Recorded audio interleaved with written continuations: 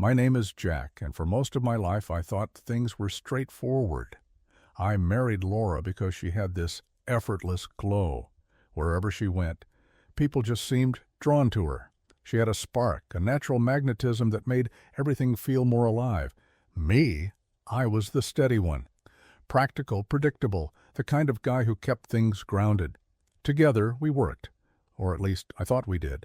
But a few months ago, something shifted. Laura started getting restless, constantly sighing about how monotonous our life had become. At first, I brushed it off. Everyone goes through phases, right? But then, one evening at dinner, she hit me with the first of many surprises. "I think we need a new house," she said, absent-mindedly pushing her food around her plate. I laughed, assuming she was joking. Our apartment wasn't fancy, but it was home. "What's wrong with this place, Ma?" I asked. Her expression didn't match my lightheartedness. "Jack, this place feels like a box. I want something bigger, brighter. I want a home that feels alive." I could tell this wasn't just a passing thought. She wasn't going to let it go. And I couldn't understand why. For years, she'd seemed happy. At least I thought so. We had our rhythm. I went to work, came home. She managed her part-time job at the boutique. We cooked dinner together. Weekends were for movies or visiting her sister.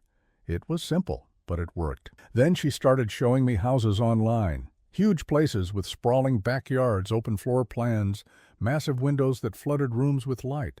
She wasn't just daydreaming, she was serious. "Jack, this is what we need," she insisted one evening, holding her phone out to me. I glanced at the screen. The house she was looking at cost twice what our apartment was worth. "Laura, where are we supposed to get the money for this?" She smiled, almost triumphant. "I've been saving. I have a dream fund." I blinked. "A dream fund?" She nodded, her excitement barely contained. "I've been setting money aside for years. A little here, a little there. I wasn't sure what I wanted to do with it, but now I know it's for our future." It should have reassured me, but something about it felt off. Why would she keep a savings fund like that a secret? I asked her directly, but she just waved me off with a laugh. "Jack, don't overthink it. I wanted to surprise you when the time was right. It's a good thing, isn't it?" I let it go. Laura had always been the dreamer between us, the one who made big plans, while I focused on the everyday. But her sudden fixation on this house, on changing everything about our stable life, made me uneasy. Then things got even stranger. One evening she casually mentioned that she wanted me to meet someone about a new job. "It's an engineering position," she said, stirring her tea like it was no big deal. "It pays a lot more than what you're making now." I frowned. "I'm fine where I am." "I know you are," she said quickly. "But this could help us get what we want faster. My friend's husband works for the company. He said they're hiring right now." I wanted to argue, but the way she looked at me stopped me short. Laura was glowing with excitement. I hadn't seen her this alive in a long time. Against my better judgment, I agreed to meet her friend and hear them out. The meeting happened the next day at a coffee shop. Her friend Melissa was polite enough, but it was her husband, Craig, who took over the conversation. He painted a picture of the job as an incredible opportunity, describing the generous salary and flexible hours. It sounded too good to be true, but I couldn't find any immediate red flags. Laura sat beside me, practically bouncing in her seat. "See, isn't this perfect?" she asked. I didn't want to burst her bubble. "I'll think about it." That answer seemed to satisfy her. In the weeks that followed, I noticed more changes. Laura started staying late at work. At first, she'd send quick texts saying she was stuck with extra tasks at the boutique. Then her excuses became vaguer. She'd mention team bonding or last-minute errands. I didn't think much of it at first. One night, I came home from work and found her on the couch, texting someone. She was so absorbed in her phone that she didn't even notice me walk in. "Who's that?" I asked casually. She startled and put her phone down quickly. "Oh, just Melissa. We're talking about some ideas for the house." I nodded, but something about the way she hid her phone bothered me. Things hit a breaking point when I came home early from work one afternoon and found Laura gone. Her car wasn't in the driveway. I tried calling, but it went straight to voicemail. Hours passed before she finally walked through the door, carrying shopping bags and acting like nothing was wrong. "Where were you?" I asked. She didn't miss a beat. Out with Jessica. We were looking at furniture ideas for the new house. I didn't push further, but something felt off. It wasn't just her absence. It was the way she brushed me off like I wasn't supposed to notice. That night I stayed up long after Laura had gone to bed, my mind racing with questions I couldn't shake. The days that followed felt strange. Laura was there, yet she wasn't. She smiled the same way, laughed at the same jokes, even asked me about my day. But something in her eyes had changed. I tried convincing myself I was overthinking it. People grow, interests change, and maybe this was just Laura reaching for something bigger. But late at night, when she thought I was asleep, she'd grab her phone and tiptoe into the kitchen. I'd hear the faint buzz of messages, muffled whispers. At first, I told myself she was texting Jessica again, probably about houses or furniture or whatever else she had in mind for her grand plan. But then I overheard something that sent a chill down my spine. It was late, nearly midnight, and I was on the verge of drifting off when I heard her laugh. It was soft, playful, not the kind of laugh you share with a friend. "Don't worry. It'll be perfect," she whispered. "He won't even know." My breath caught. I lay frozen listening for more, but the conversation ended quickly. She came back to bed a few minutes later, slipping under the covers like nothing had happened. The next day I couldn't focus at work. Her words kept echoing in my head. He won't even know. What was she talking about? And more importantly, who was she talking to?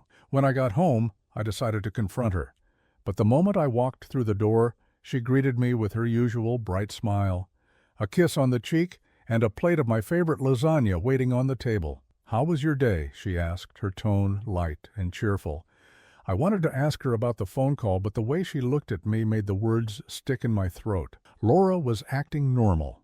Too normal. As we ate, she brought up the house again, showing me pictures of another property she'd found. It was beautiful, no doubt about it, but all I could focus on was the nagging feeling that something wasn't right. "Do you think we could go see it this weekend?" she asked, her voice full of hope. "Maybe," I said, barely listening. She frowned. "Jack, what's wrong? You've been so distracted lately." I hesitated. "Are you sure this is what you want? I mean, moving, the house, everything?" She reached across the table and took my hand. "Of course it is. I just want us to have a better life. Don't you?" Her words sounded sincere, but the memory of her whispered phone call lingered in my mind. That night, while she slept, I made a decision. I needed answers. The next morning, I told her I had an early meeting and left the house before she was even out of bed. But instead of going to work, I parked down the street and waited. It didn't take long. Laura left the house around 9, dressed nicer than usual, her phone clutched tightly in her hand. I followed her car at a distance, my heart pounding with every turn. She drove to a cafe on the other side of town, one we'd never been to before. I parked across the street and watched as she walked inside. A few minutes later, a man joined her at the table.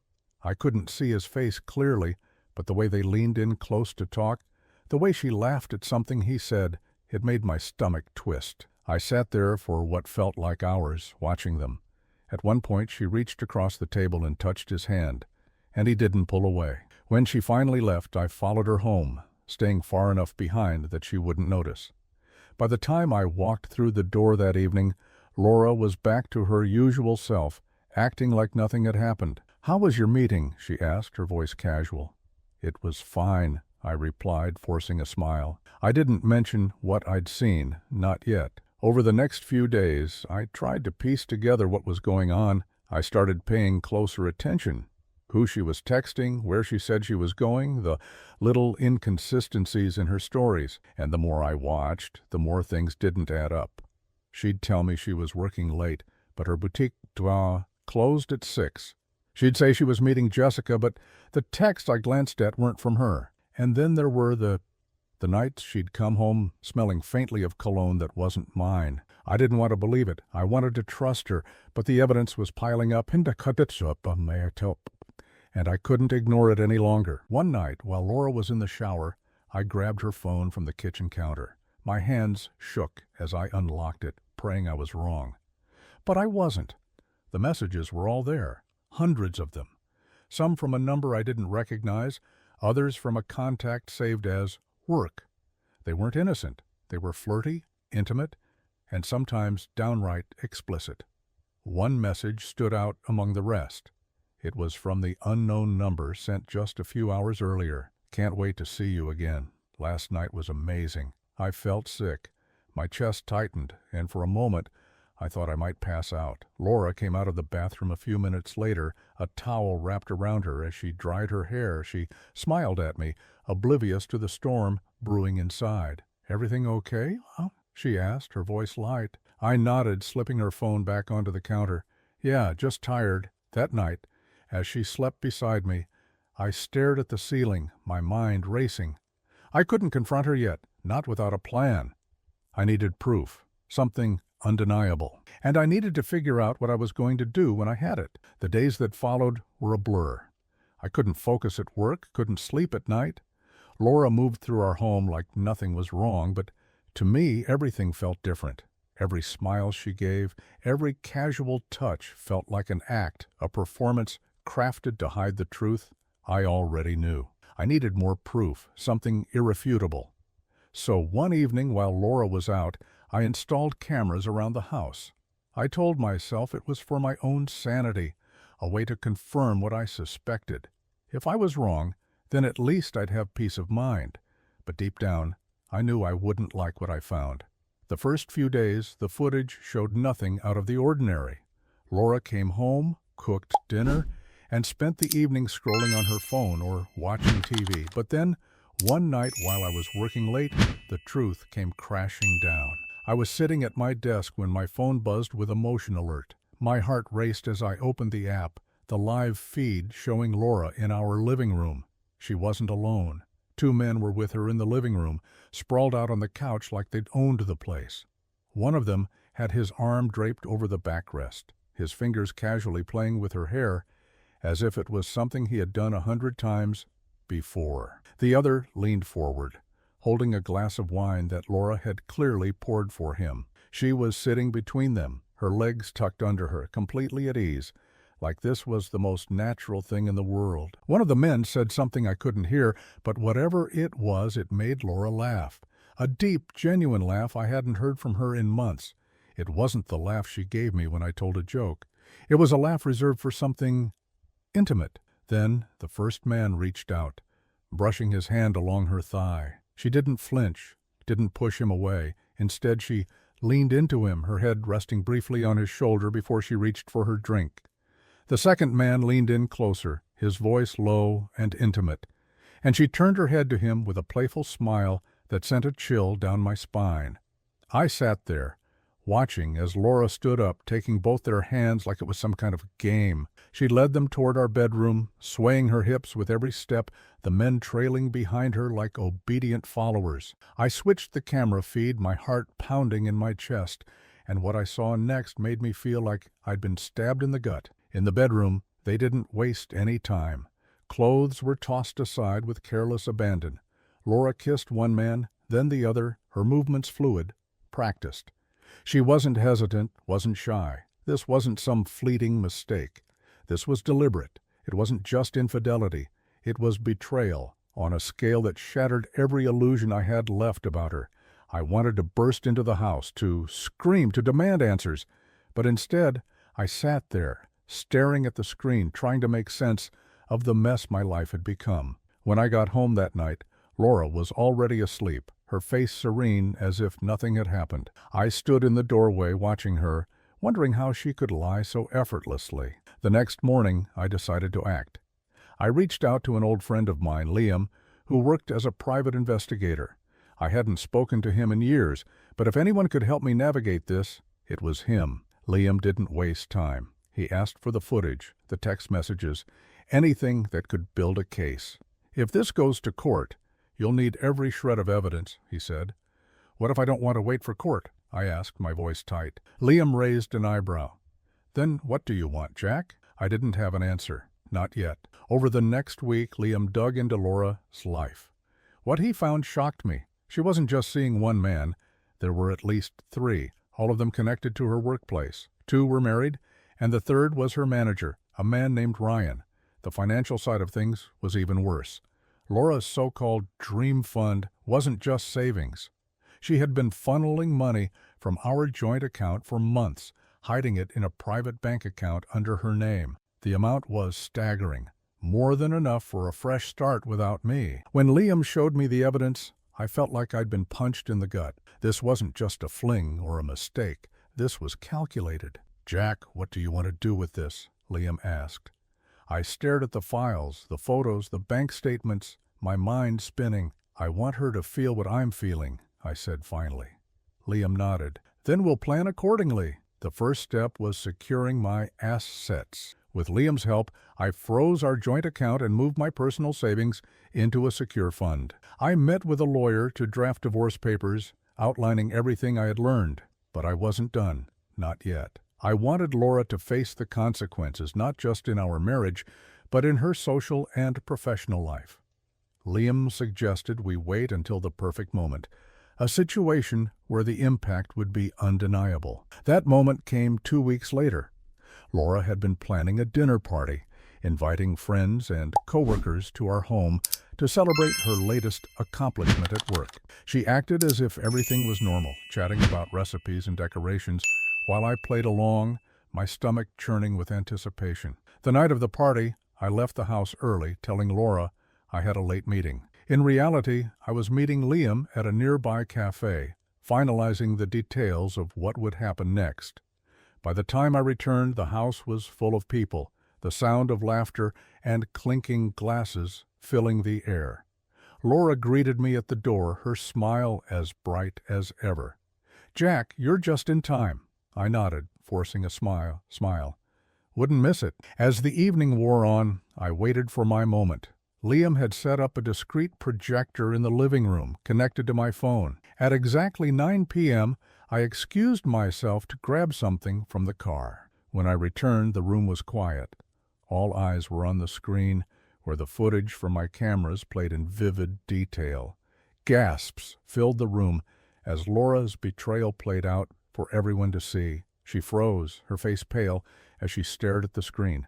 "Jack, she whispered, her voice shaking. I didn't say a word. I didn't have to.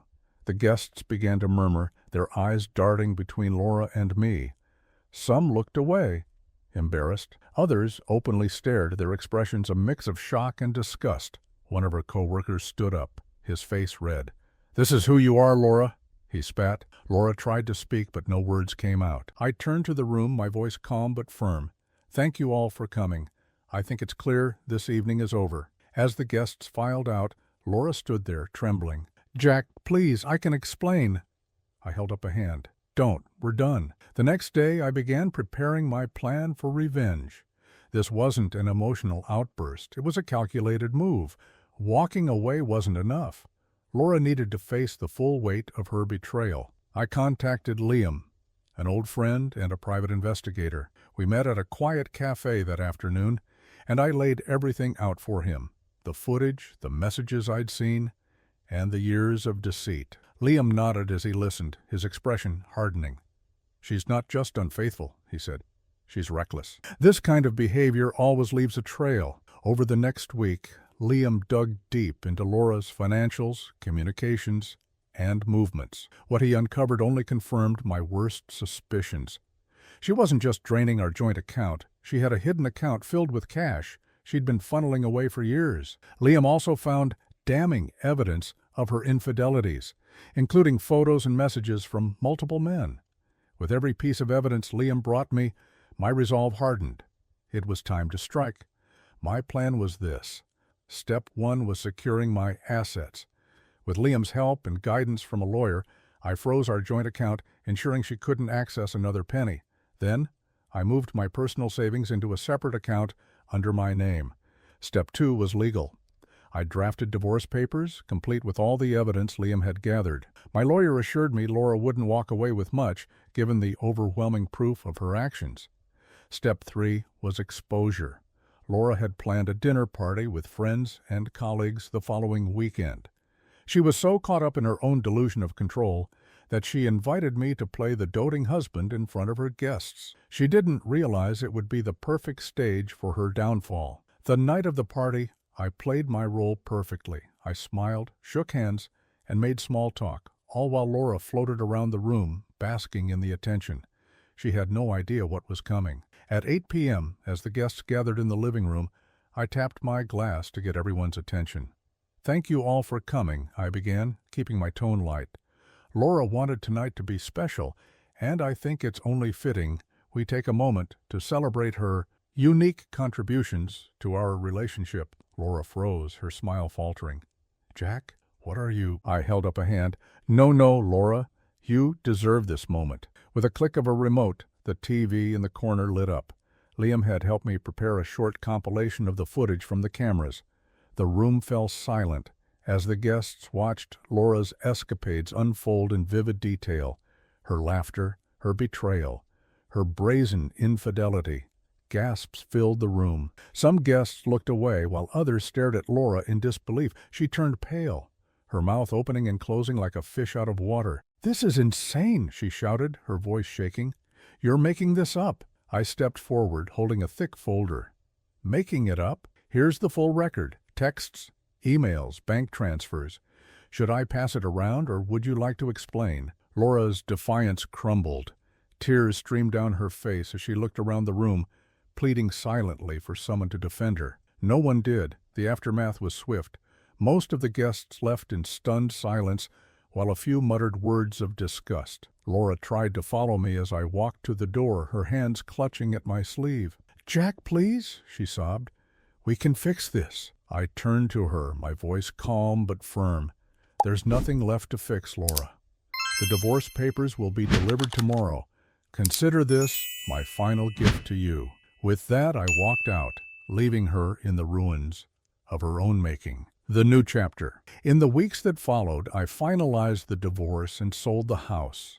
I left nothing behind, not a single piece of furniture or memory tied to Laura. Moving to a new city gave me the fresh start I desperately needed. One evening, as I unpacked boxes in my modest new apartment, my phone buzzed. It was a message from Liam. "How's the clean slate?" I smiled and typed back, "Better than I ever imagined." Sometimes betrayal doesn't break you, it sets you free.